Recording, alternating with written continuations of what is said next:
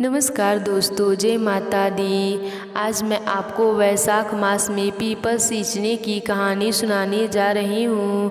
तो प्रेम से बोलिए पीपल देव की जय, विष्णु भगवान जी की जय। एक समय की बात है, एक गांव में चंपा नाम की एक औरत रहती थी।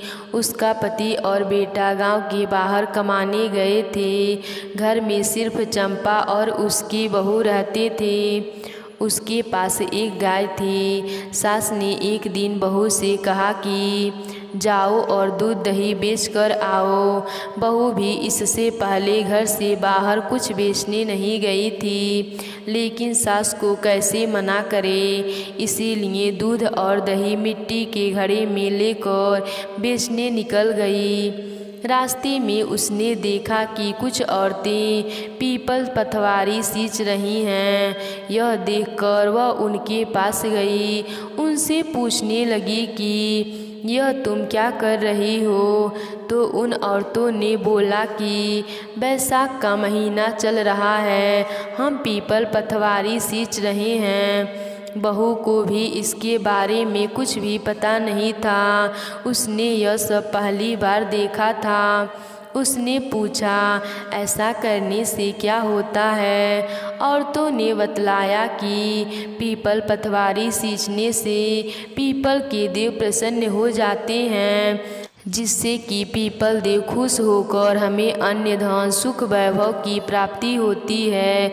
यह सब सुनकर बहू बोली, तुम पानी से सींच रही हो, उसके जगह मैं दूध दही से सींचूंगी। अब बहू सच्चे मन से रोज सारा दूध दही पीपल पतवारी को चढ़ा देती। थोड़ी देर उन औरतों के पास बैठती और वैशाख मास की कथा सुनती, और उधर उसकी सास सोचती कि वह दूध दही बेचने कहीं दूर गई है, इसीलिए उसे देरी हो रही है।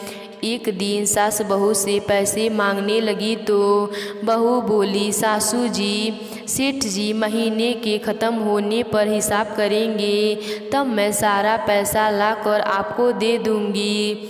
एक महीना पूरा हो गया तो बहू को डर लगने लगा कि अब यह क्या करे। अगर सास को पैसा नहीं मिले तो वह बहुत नाराज़ होंगी।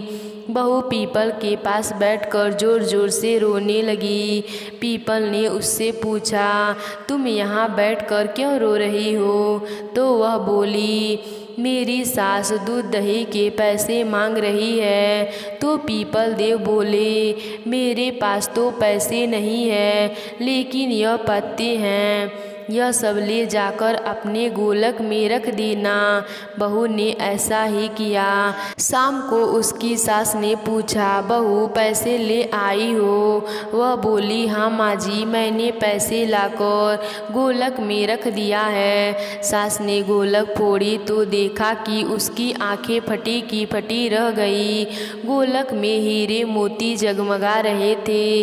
पत्ते धन दौलत में बदल गए थे, जिन्हें देख कर सास बोली, इतना धन कहाँ से आया? यह तो दूध दही की कीमत नहीं लगते। तब बहू ने सारी बात अपनी सास को बता दी कि मैं दूध दही पीपल सींच रही थी, और जब मैं रो रही थी तो पीपल देव ने मुझे पत्ते दिए और गोलक में रखने को कहे, जो हीरे मोती बन गए। अब सास सोची, पीपल किसी एक पे तो कृपा करेंगे नहीं। वह बोली, अगले साल मैं भी वैशाख महीने में पीपल सींचूंगी। अगले साल जब वैशाख का महीना आया तो सास ने दूध दही लेकर उसे बेचने निकल गई। रास्ते में उसने सोचा, सारा दूध दही पीपल में डालने से क्या होगा, वह तो बेकार में बर्बाद हो जाएगा। इसीलिए मैं दूध दही को बेच आती हूँ। दूध दही बेचकर दूध दही के बर्तन धोकर पीपल में चढ़ा दिया करूँगी। जब 1 महीना बीत गया तब सास ने बहू से कहा, बहू मुझसे पैसे मांगो।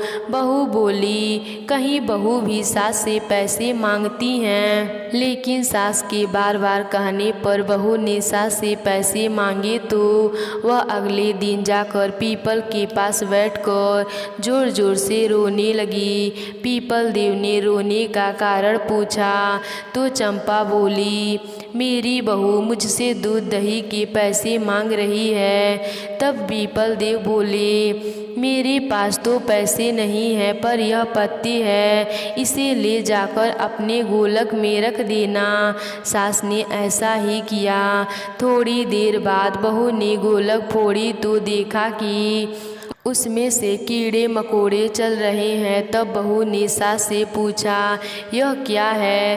कीड़े देखकर सास भी हैरान रह गई और बोली, पीपल ने तुझे धन दिया, लेकिन मुझे कीड़े मकोड़े क्यों दिए?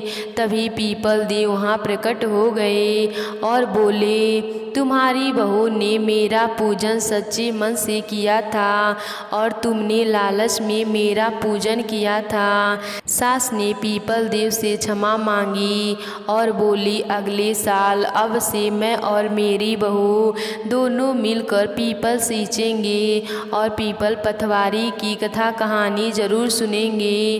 पीपल देव ने उसे क्षमा कर दिया। हे पीपल देव, जैसे आपने उन पर कृपा करी वैसे ही सब पर करना। तो प्रेम से बोलिए पीपल देव की जय।